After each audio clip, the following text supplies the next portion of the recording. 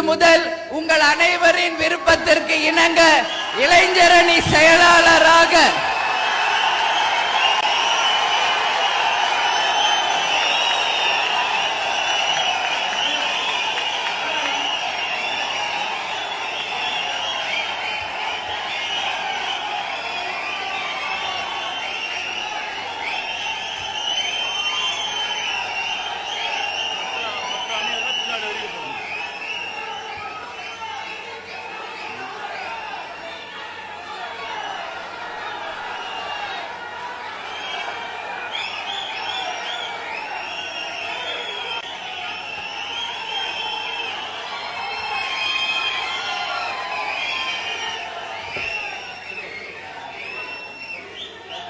உங்கள் அனைவரினுடைய விருப்பத்திற்கு இணங்க